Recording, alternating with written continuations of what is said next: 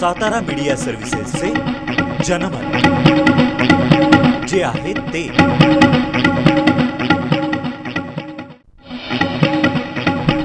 SMS जनमत, आवाज मनामनातला। नमस्कार, सातारा मीडिया सर्व्हिसेसच्या जनमत मध्ये आपणा सर्वांचं मनापासून स्वागत। एकूणच लोकसभेच्या निवडणुका संपल्यात आणि मोदी सरकार अबकी बार असं म्हणत मोदी सरकारने शपथविधी सुद्धा घेतलेला आहे। भारताच्या पंतप्रधानपदी नरेंद्र मोदी हे विराजमान झालेले आहेत। एकूणच त्यांच्यापुढे असणारी आव्हानं जी आहेत ती आर्थिक आव्हानं याचा विचार आपण आज आपल्या या चर्चेमध्ये करणार आहोत।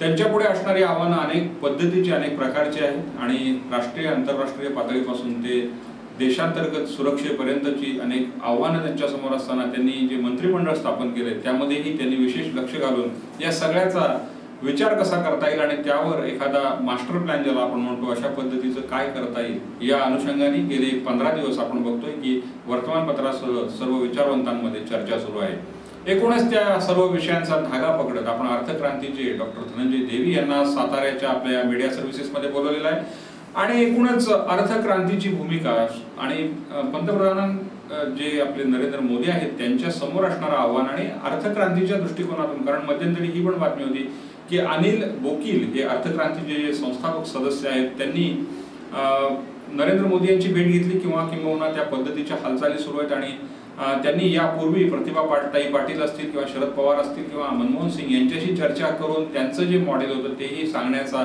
प्रयत्न केला होता आणि बहुतेक सगळ्यांना ते मॉडेल मान्य झालेलं होतं। मात्र अंमलबजावणीच्या पातळीवर कुठल्याच राजकीय पक्षांनी किंवा राजकीय नेत्यांनी अर्थकारणाचा दृष्टिकोन ठेवत डोळ्यासमोर ते अंमलात आणलेलं दिसलेलं नव्हतं। मात्र आपण ही अपेक्षा मोदींकडनं करू शकतो असं आपण सध्या समजूया आणि एकूणच अर्थक्रांतीच्या संदर्भामध्ये त्याचे जे सदस्य आहेत, जिल्ह्याचे जे प्रतिनिधी आहेत ते डॉक्टर धनंजय देवी यांना आपण मुद्दामून या चर्चासत्रामध्ये बोलवलेलं आहे। आपण त्यांच्याशी बोलणार आहोत की एकूणच देशापुढे असणारे आर्थिक प्रश्न, पंतप्रधान नरेंद्र मोदी यांच्या समोर असणारा आर्थिक प्रश्न आणि त्याला अर्थक्रांतीचं उत्तर काय असेल। त्या सर्वप्रथम आपण डॉक्टर धनंजय देवी यांचं स्वागत करूया।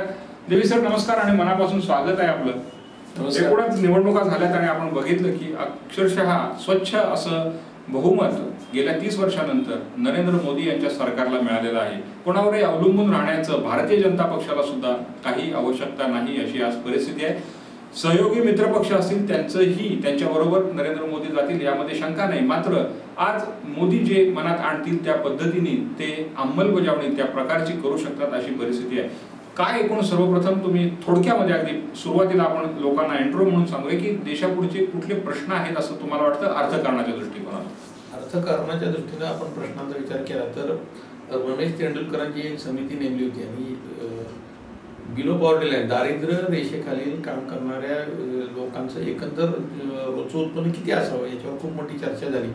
ते 22 रुपये असावं का 36 रुपये असावं याच्यावरही खूप चर्चा झाली आणि नरेंद्र मोदींच्या समोर किंवा भारतीय जनता पक्षाला ज्यांना निखळ असं बहुमत गेल्या 30 वर्षामध्ये आपण जसं म्हणाला 30 वर्षामध्ये प्रथमच मिळालेलं आहे तर त्याच्यासमोर काय आव्हान असावे त्याचा थोडासा मागोवा घेताना आपल्याला काही गोष्टींचा विचार किंवा थोडंसं राजकारण याचं लक्षात घेतलं पाहिजे। आपण हे लक्षात घेऊया की अण्णा हजारेंच्या आंदोलनानंतर जनआंदोलनानंतर लोकपालाच्या जनआंदोलनानंतर देशामध्ये एकंदर भ्रष्टाचाराच्या संदर्भामध्ये आगडोंब उसळला। त्याच्यानंतर अरविंद केजरीवाल आणि अण्णा हजारे यांनी एकत्रित केलेलं जे जनआंदोलन ज्याला विशेषतः मीडियानं खूप मोठ्या प्रमाणावर हाईप केला असा एक इंग्रजी शब्द प्रचार वापरला जातो। तर आप नावाचं एक वादळ म्हणूया किंवा आप नावाची एक तिसरी शक्ती राजकारणाच्या स्वरूपामध्ये दिल्लीमध्ये निर्माण झाली आणि याच्यामधून देशामध्ये भ्रष्टाचाराच्या संदर्भामध्ये एक मोठं वादळ निर्माण झालं। आपण हे लक्षात घेतलं पाहिजे की आपण मगाशी आपण आपल्या सुरुवातीच्या वक्तव्यामध्ये असं म्हणालात की अनिल बोकील यांनी अनेक लोकांना प्रेझेंटेशन दिली होती। अर्थक्रांतीचं हे जे मॉडेल आहे याच्यावर फार मोठी टीका वारंवार होते की ती विशिष्ट पक्षाचं आहे। अनिल बोकील यांनी याच्यापूर्वी आम्ही याच्यापूर्वी असं स्पष्ट केलेलं आहे की अर्थक्रांतीचं जे प्रस्तावित मॉडेल आहे कुठल्याही पक्षाशी संबंधित नाही। याच्यामध्ये आपण देशासमोर असणारे जे विविध प्रश्न आहेत त्याच्यामध्ये संरक्षणाचा प्रश्न आहे, त्याच्यानंतर अर्थकारणामध्ये शिक्षणाचा प्रश्न आहे, आरोग्याचा प्रश्न आहे, त्याच्यानंतर दहशतवादाचा प्रश्न आहे। खरं तर देशासमोर महत्त्वाचे माझ्या दृष्टीने तर 2च महत्त्वाचे प्रश्न आहेत, एक तर आरोग्य आणि दुसरं शिक्षण। त्याच्यानंतर संरक्षण आणि दहशतवाद हा जो काय प्रश्न आहे हा आरोग्य आणि शिक्षणाशी संबंधित आहे. कदाचित माझं हे स्टेटमेंट अनेकांचं भुवया उंचवणारं असं वाटेल, परंतु जेव्हा समाजाचं आरोग्य चांगलं राहील आणि त्याचबरोबर शिक्षण सर्वतळागाळापर्यंत पोहोचेल आणि ते शिक्षण जेव्हा सर्वसमावेशक राहील तेव्हा या प्रश्नाला विशेषतः दहशतवादाच्या प्रश्नाला आपण छेद देऊ शकतो. त्याच्यानंतर राहिला संरक्षणाचा जो प्रश्न आहे, तर संरक्षणाचा प्रश्न हा देशापुरता मर्यादित नसून तो हा आंतरराष्ट्रीय स्वरूपाचा आहे आणि त्याला दहशतवादाची एक रुपेरी किंवा काळी किनार आहे. आपण आता मूळ प्रश्नाकडे जाऊया की नरेंद्र मोदींच्या समोर कोणता प्रश्न आहे.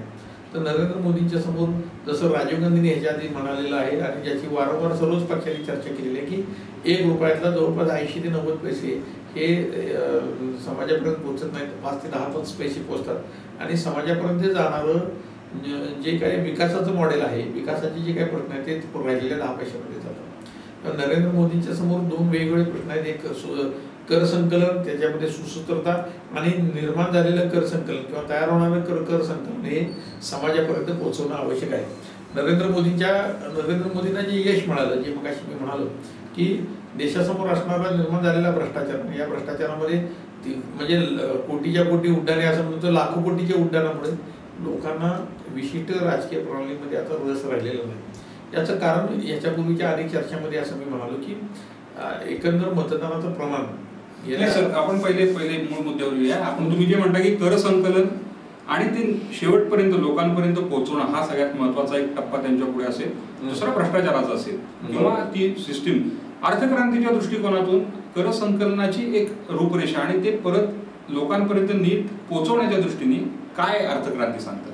अर्थक्रांतीचं म्हणणं असं आहे की अबकारी कर, एक्साईज कर म्हणजे आयात निर्यात कर आणि अबकारी कर हे सोडून सर्व कर प्रणाली ही इतकी भोंगळ किंवा गुंतागुंती झालेली आहे, तेव्हा अबकारी कर आणि आयात निर्यात कर सोडून सर्व प्रकारचे कर काढून टाकावे.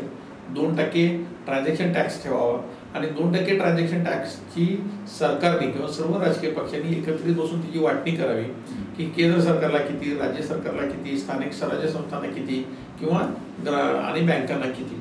आणि यासाठी बँकिंग सिस्टम या देशातली जी काही बँकांचं जाळं आहे हे सर्व तळागाळापर्यंत पोहोचावं.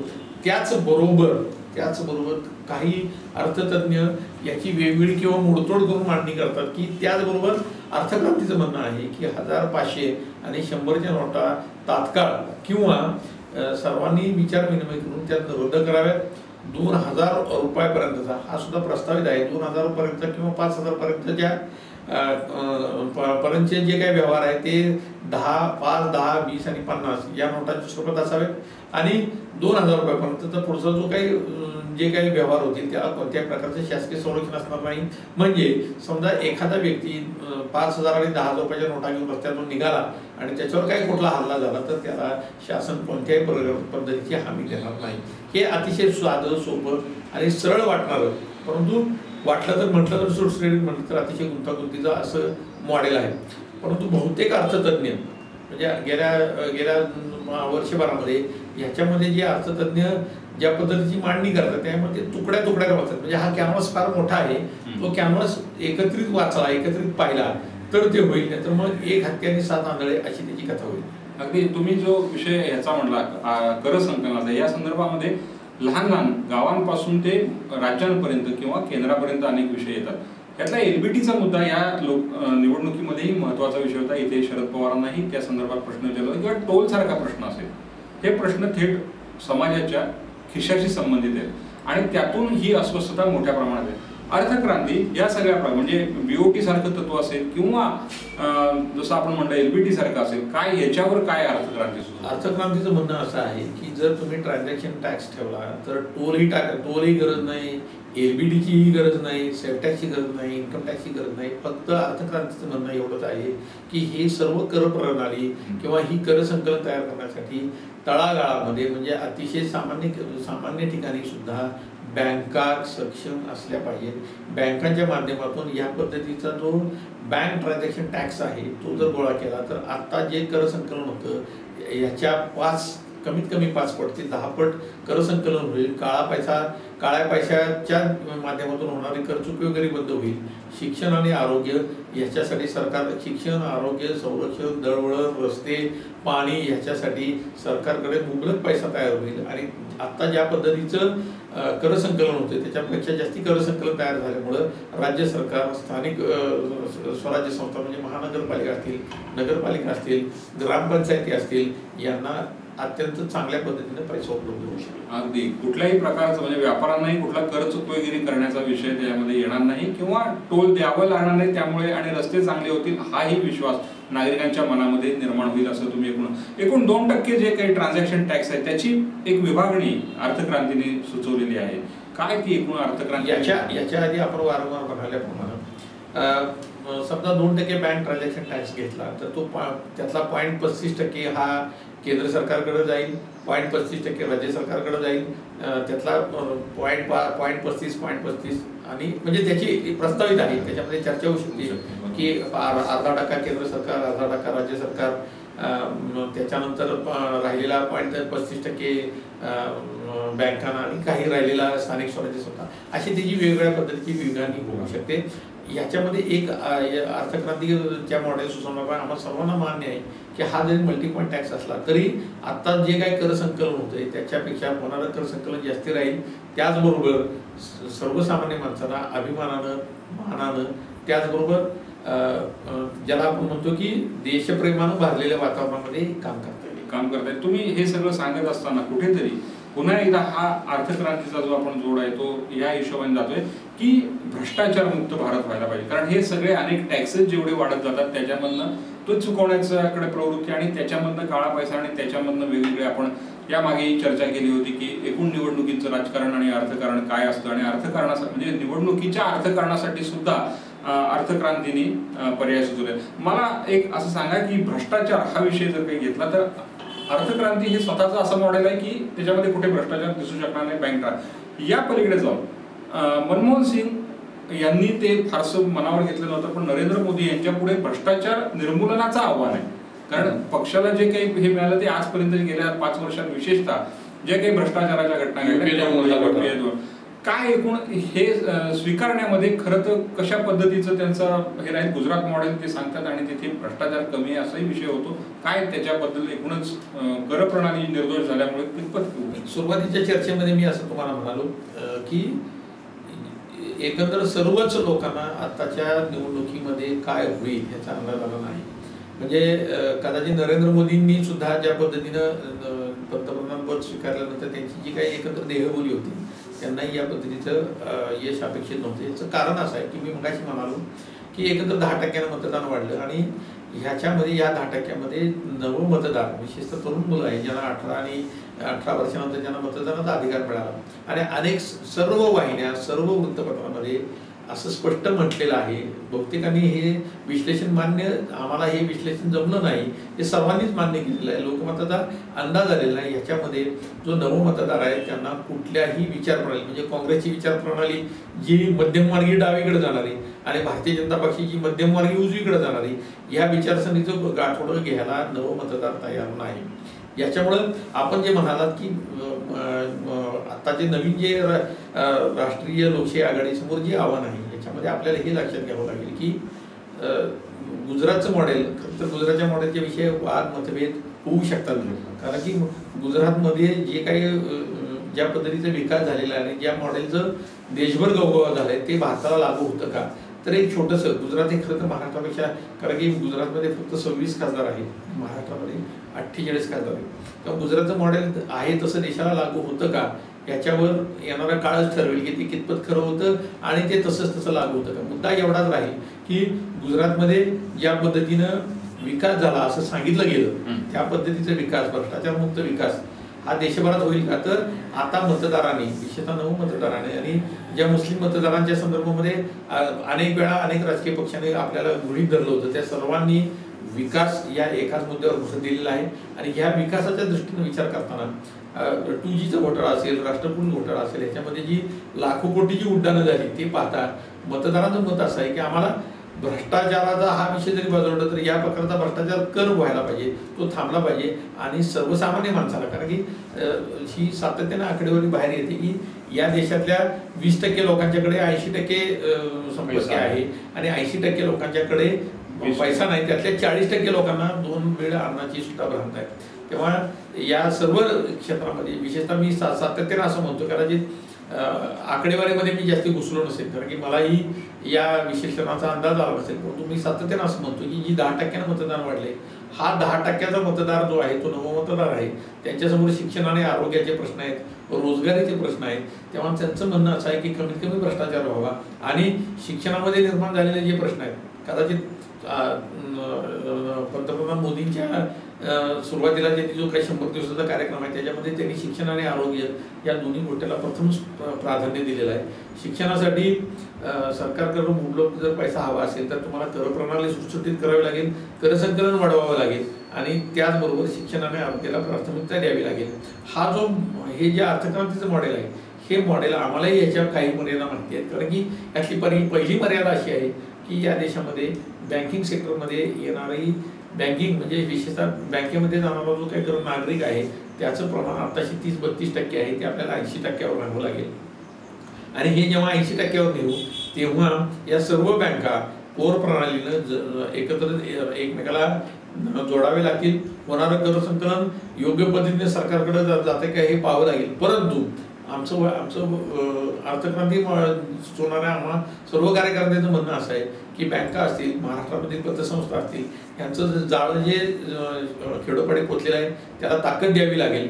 आणि ही ताकद दिल्यानंतर कर्जावर होणाऱ्या व्याजाचे प्रमाण कमी राहील. दुसरा धोका जो आहे की ठेवीवरचं व्याजही कमी होईल, परंतु ठेवी आणि कर्ज ह्याच्यामध्ये जो काही 3, 4, 5, 6% जो फरक आहे तो कमी राहील आणि जास्तीत जास्त पैसा विकासाच्या कामासाठी उपलब्ध होईल. अगदी महत्त्वाचा मुद्दा तुम्ही सांगत असताना जो शेवट केला त्याच्यावरच मी येतो की विकासाच्या मुद्द्यावर एकूणच मतदान झालं आणि लोकांना भ्रष्टाचार नको आहे, भ्रष्टाचार नको असणं याचीच उलटी बाजू म्हणजे विकास हा आहे. एकूण अर्थक्रांतीच्या दृष्टिकोनातून विकासाची संकल्पना नक्की काय आहे? अर्थक्रांतीच्या दृष्टीने विकासाची संकल्पना अशी आहे की दळणवळणाची साधनं अतिशय चांगली व्हावी. आता आपण मगाशी जो काही मुद्दा म्हटला की टोल सारखे प्रश्न, ज्याच्यामध्ये आम्ही एका बाजूनं अतिशय छोटासा वाटणारा मुद्दा आहे की टोल नाक्यावर गाड्यांना लागणारा वेळ, त्यासाठी वाया जाणारं इंधन, एका आपण इंधनाचा जर विचार केला तर आपल्याला इंधन हे परदेशातून आयात करावं लागतं. आपली देशातली जी इंधनाची गरज आहे त्या भारताच्या इंधन विहिरीतून भागत नाही. आपण इंधन वाया घालवतोय. टोल, दळणवळण, रस्ते, शिक्षण, आरोग्य या सर्व गोष्टी या विकासाच्या मॉडेलचं प्रारूप आहेत असं आपण समजूया. म्हणजे कोठारी आयोग ह्याच्यापूर्वीच्या अनेक चर्चामध्ये आपण असं म्हणालो की 1947 साली जेव्हा आपण भारत स्वतंत्र झाला आणि घटनाकारांनी जी काही घटना निर्माण केली त्याच्यामध्ये प्राथमिक शिक्षण मोफत आणि सक्तीचं म्हटलं होतं, परंतु आज अखेर आपण प्राथमिक शिक्षण मोफत आणि सक्तीचं देऊ शकलेलो नाही. माध्यमिक शिक्षणाचे आपण माहितीचा अधिकाराचा कायदा जसा केला तसा शिक्षणाचा कायदा केला, राईट टू एज्युकेशन, परंतु आपण आजही सर्वसामान्य माणसांना शिक्षण पोहोचू शकलेलं नाही. अमर्त्य सेन यांच्या मॉडेलची आपण वारंवार चर्चा करतो, फक्त अमर्त्य सेनांनी हे सातत्याने म्हटलेलं आहे. अमर्त्य सेन वर्सेस भगवती ही चर्चा वारंवार होते, परंतु या दोघांनीही शिक्षणाचे म्हणजे प्राथमिक शिक्षण, माध्यमिक शिक्षण किंवा सर्व प्रकारचं शिक्षण हे मोफत आणि सक्तीचं करण्याची गरज अधोरेखित केलेली आहे. आपण नेहमी संशोधनाचा विषय करतो, परंतु आपण संशोधनाच्या विषयावर फारसं बोलत नाही. संशोधनाला आपण या देशामध्ये फारसा पैसा उपलब्ध करून दिलेला नाही. मी अभियांत्रिकी, मेडिकल या व्यावसायिक शिक्षणाचंही असंच म्हणेन की आपण IITs निर्माण केल्या, इंडियन इन्स्टिट्यूट ऑफ टेक्नॉलॉजी निर्माण केल्या, आपण इंजिनिअरिंग कॉलेजेस निर्माण केली. या विषयावर आपण एकदा केव्हा बोलणारच आहोत. पण 355 महाराष्ट्रात इंजिनिअरिंग कॉलेजेस निर्माण केली, परंतु 1983 नंतर महाराष्ट्र सरकारनं एकही खाजगी विना अनुदानित महाविद्यालय अनुदानित केलेलं नाही. हे फार मोठा दोष आहे. त्याच्यामुळे आज इंजिनियर व्हायचं असेल तर 70-80 हजार रुपये खर्च करणं फी पाटी, ह्याच्यामुळे हे इंजिनिअरिंगचं सांगतो. तशीच मेडिकलची अवस्था आहे. यावर्षी महाराष्ट्र सरकारनं 4 मेडिकल कॉलेजेस निर्माण केली, परंतु आपण आरोग्य व्यवस्था ही खाजगी क्षेत्रावर सोडल्यामुळं आपण आरोग्याला आज व्यवसायाचं स्वरूप आणलं, धंद्याचं स्वरूप आणलं.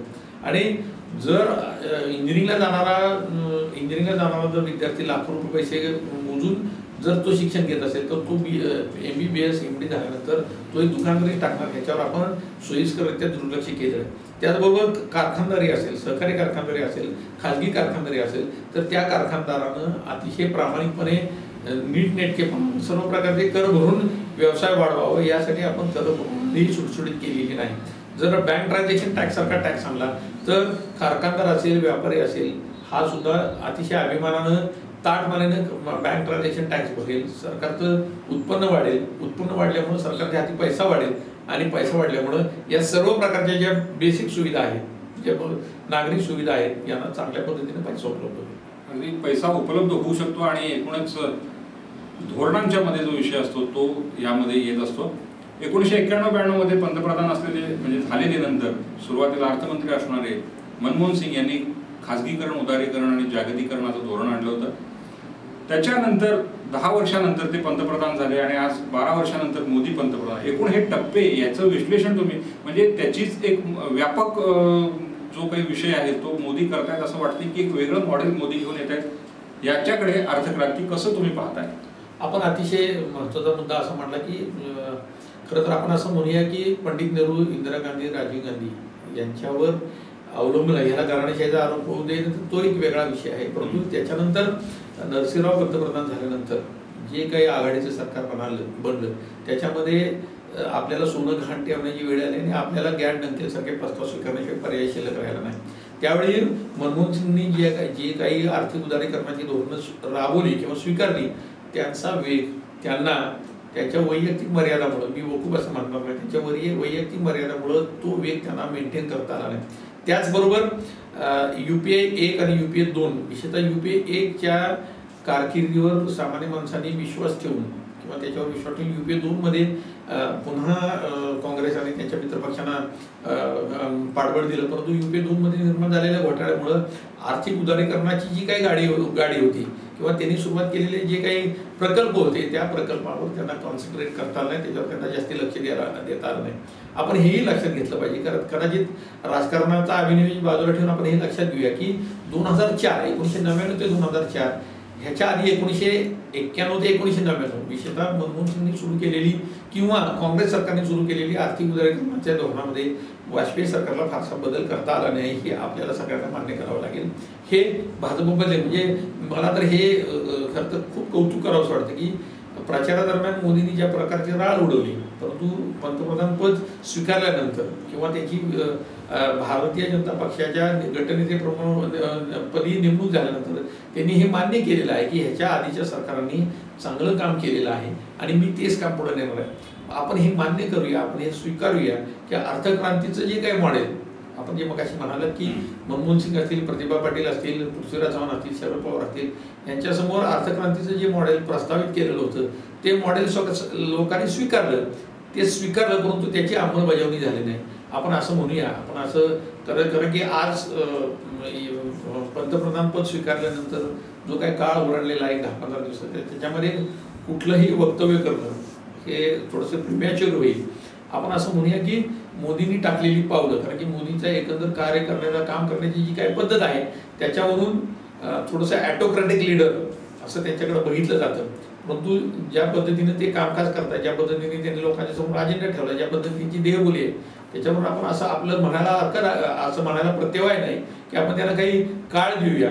मला जी कळालेली माहिती आहे त्याच्यानुसार अर्थक्रांतीचं जे काय आम्ही मॉडेल प्रस्तावित केले त्याच्यावर इंडियन इन्स्टिट्यूट ऑफ मॅनेजमेंटमधली 22 MBAs काम करतायत.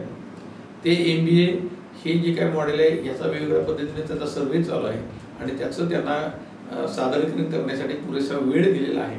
आणि मला वैयक्तिक अशी अपेक्षा आहे की 2% बँक ट्रान्झॅक्शन टॅक्सचा जर विषय थोडासा, कारण की ह्याच्यामध्ये बँका आणि पतसंस्थांच्या बळकटीकरणाचा विषय आहे, परंतु 1000, 500 आणि 100च्या नोटाच्या संदर्भामध्ये काहीतरी निर्णय अपेक्षित आहेत. त्याचबरोबर SIT स्वित्झर्लंडमध्ये आणि विशेषतः बाहेरच्या देशामध्ये असलेल्या काळ्या पैशा संदर्भामध्ये जी काही समिती नेमलेली आहे त्याच्यामध्ये नेमलेले न्यायाधीश उत्तम दर्जाचे आहेत. याच्यामध्ये या सर्वांचाच, विशेषतः या सर्व लोकांचाच उद्देश असा आहे की या देशाची प्रगती व्हावी, या देशाचं भलं व्हावं सर्वसामान्य माणसाला. विशेषतः महात्मा गांधींच्या भाषेत जर सांगायचं झालं, कारण की नरेंद्र मोदींचं सुद्धा मला या संदर्भामध्ये एक निरीक्षण आवडेल सांगायला की ठीक आहे, ज्या विचारसरणीवर विचारप्रणालीवर ते वाढले असतील किंवा ज्याच्यावरची चर्चा होत असेल, परंतु त्यांनी राजघाटावर जाऊन महात्मा गांधींच्या समाधीला जाऊन ज्या पद्धतीने अभिवादन केलं, त्याच्यामध्ये या देशाचा जो ढाचा आहे तो ढाचा नरेंद्र मोदी किंवा कोणतंही जरी सरकार आलं तर त्यांना तो फॉलो करावा लागेल. आपण 5-6 महिन्याचा वेळ देऊया, परंतु मला वैयक्तिक असं वाटतं, माझं प्रेडिक्शन आहे हे, कारण की आपण प्रेडिक्शनच करू शकतो, जे काय होईल ते पाहत राहणं आणि त्याच्यावर अनालिसिस व्यक्त करणं हाच आपल्या चॅनलचा आणि आपल्या अर्थक्रांतीच्या मॉडेलचा अभिनिवेश आहे. मला अशी खात्री आहे की ह्याच्यामध्ये, कारण की रघुराम राजन जे रिझर्व्ह बँकेचे गव्हर्नर आहेत त्यांच्याशी झालेली जी काही चर्चा आहे त्याच्यामधून बरीचशी सकारात्मक पावलं पडतील. भ्रष्टाचार 100% नाहीसा होईल का याच्याविषयी मी स्वतः वैयक्तिक साशंक आहे, कारण की ही फार मोठी लढाई आहे. ही 2-5 वर्षाची लढाई नाही, ही लढाई फार मोठी आहे, कारण की ह्याच्यामधून निर्माण झालेल्या सोयी थांबणं हाही मोठा विषय आहे. ह्याला बरेच उपपदर आहेत. परंतु जर आपल्याला दहशतवाद आणि संरक्षण ह्या दोन्ही गोष्टी या गोष्टींच्यावर लक्ष द्यायचं असेल आणि पुन्हा देशातल्या सर्वसामान्य जनतेला न्याय द्यायचा असेल तर आपल्याला शिक्षण आणि आरोग्याला बळकटी द्यावी लागेल. त्याचबरोबर 100, 500 आणि 1000, 500 आणि 100च्या नोटांच्या मुळे निर्माण होणारा जो काही प्रश्न आहे तो सोडावा लागेल. बेसिक सर्वसामान्यांच्या लागणाऱ्या गरजांच्यावर लक्ष द्यावं लागेल. कोणतंही सरकार जरी आलं तर त्यांना आता इथून पुढे तरुणोपाय नाही. जगातल्या 700-750 कोटीच्या जनतेमध्ये देशाची लोकसंख्या 140 कोटी आहे आणि 140 कोटीमध्ये वाढणारं नवीन येणारं जे काय तारुण्य आहे, तरुणाई आहे, त्यांना विकास हवा आहे. आणि ह्या विकासाची भूक पूर्वीच्या लोकांच्या सारखी, म्हणजे तुमच्या आमच्या पिढीसारखी आता थांबायला कोणी तयार नाही. जर 2-5 वर्षामध्ये नरेंद्र मोदींनी विकासाचं जे काही स्वप्न दाखवलेलं आहे ते स्वप्न जर साकार झालं नाही तर हीच पिढी जी अजूनही 5 वर्षानं मतदान करणार आहे ती तुम्हाला भिरकावून टाकल्याशिवाय राहणार नाही. अगदी खूप सविस्तर आणि योग्य पद्धतीने तुम्ही हा सर्व सांगितला. शेवटचाच एक प्रश्न की परदेशी तुम्ही जो केवळ स्पर्श केला, मी त्याच्याशी तुमचं एक शेवटची टिप्पणी त्याच्यावर मागतो की एकूण SIT स्थापन झाली की 2011 पासून हा प्रश्न भिजत घोंगडं होतं आणि तातडीने पहिल्या दिवशी मोदी सरकारने जे केलं असेल तर SITची स्थापना केली. एकूण परदेशातून येणारा पैसा आणि 1000 किंवा 500च्या वरच्या नोटांच्या संदर्भातला जो निर्णय आहे आपण वेळ द्यायला पाहिजे हे नक्कीच आहे, पण हे होऊ शकेल भविष्यात असं एकूणच अर्थक्रांतीच्या दृष्टिकोनातून 1000 रुपयाची जी नोट छापायची आहे त्यासाठी 40 रुपये खर्च येतो असा अंदाज आहे. 500 रुपयाची नोट आपण समजूया 30 रुपयांनी 100 रुपयाची नोट, तर या फेक नोटामुळे या देशाची व्यवस्था खिळखिळीत झालेली आहे. त्याचबरोबर काळा पैसा का तयार होतो ह्याचं जर मूळ लक्षात घेतलं तर करप्रणालीमधला असणारा भोंगळ कारभार, त्याचबरोबर सर्वच संस्थांमध्ये असणारा, मी हे विधान करतोय, हे विधान कदाचित फार धारित्याचं वाटेल, परंतु मी जे काही विधान करतोय या विधानाचा कृपया यातला मतितार्थ लक्षात घ्या की ह्या सर्व प्रकारच्या सर्व संस्थांमध्ये विधायक विरोधाची भूमिका राहिलेली नाही. आणि आत्ताच्या ज्या मतदान केलेल्या पिढ्या आहेत, आत्ताची जी मतदान केलेली जी पिढी आहे, जी पुन्हा अजून 5 वर्षानं 10 वर्षानं मतदान केलेलं आहे, त्यांना फक्त विकासाची भाषा कळते. त्यांना तुमचा विधायक विरोध जर नसेल तर त्यांना बाकीची तुमची गाठोडी जी आता त्यांना सांभाळायला वेळ नाही. आणि जो विधायक विरोध नसेल तर तुम्ही कितीही मोठी भाषणं ठोकली तर त्या भाषणांच्यातला फोरपणा या पिढीला आता लगेच कळतो. याचं कारण असं आहे, कदाचित ती कमी वाचत असेल, कदाचित त्यांना इतिहासाचं ज्ञान कमी असेल, परंतु त्यांना फोरपणा कळतो. माध्यमं त्यांच्यापर्यंत चांगल्या पद्धतीने पोहोचतात. वेगवेगळ्या ॲप्लिकेशन्समधून, अँड्रॉइड सारख्या मोबाईलमधून त्यांच्यापर्यंत माहिती कळते.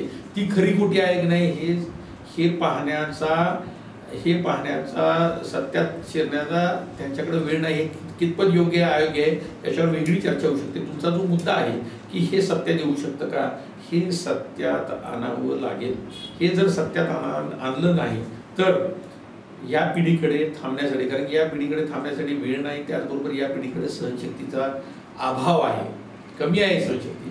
त्याच्यामुळं एकदम उत्साह किंवा एकदम निराशा आणि मग त्यातून अनार्की माजेल आणि ही अनार्की देशाला, समाजाला भीतीदायक आहे.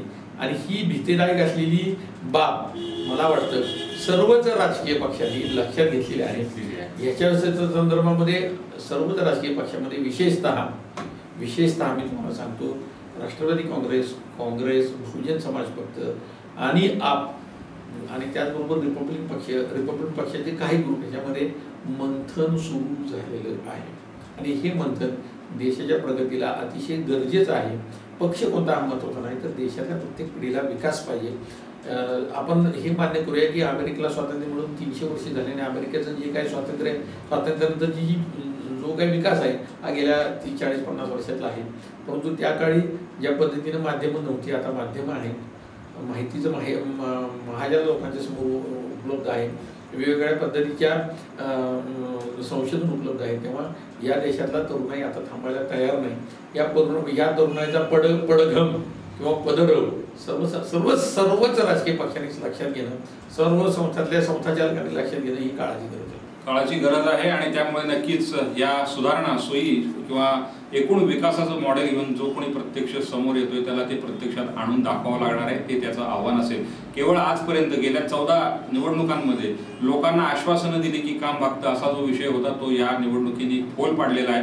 तुम्ही काम करून दाखवा तर तुम्ही त्या सत्तेवर राहा, खुर्चीवर राहा, अन्यथा आम्ही तुम्हाला हाकलून देऊ, इतकं स्पष्ट मला वाटतं संकेत त्यांनी दिलेले आहेत. राहुल गांधी नरेंद्र मोदींपेक्षा खूप लहान असूनही युवकांना ते आकृष्ट करू शकले नाहीत. हे वास्तव सर्वच पक्षांनी विचारात घ्यायला पाहिजे. जर तुम्ही काम करू शकत नसाल, तुमच्याबद्दल ती हमी जर काही मतदारांना विशेषतः युवकांना वाटत नसेल तर ते तुम्हाला स्वीकारायला मान्य नाही. मला वाटतं यातच सगळं येईल आणि त्यातूनच अर्थक्रांती असेल किंवा एकूणच आर्थिक विकास असेल, एकूण सामाजिक, राजकीय, आर्थिक या सर्व प्रकारचे विकास असतील ते तुम्हाला प्रत्यक्षात आणून थेट त्या व्यक्तीपर्यंत पोचवावे लागणार आहेत. ही जबाबदारी यापुढे होतीच, ती आता तुम्हाला निभवावी लागणार आहे.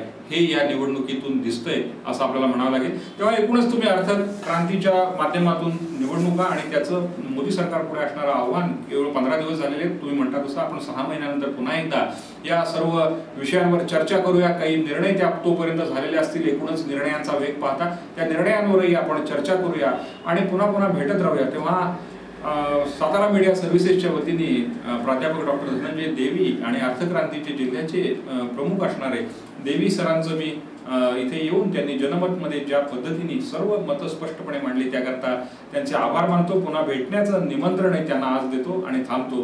धन्यवाद. SMS जनमत, आवाज मनामनातला. सातारा मीडिया सर्व्हिसेसचे जनमत जे आहे ते.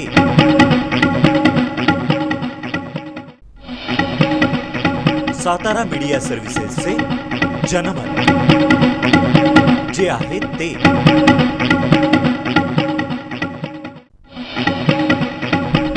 SMS जनमत, आवाज मनामनातला.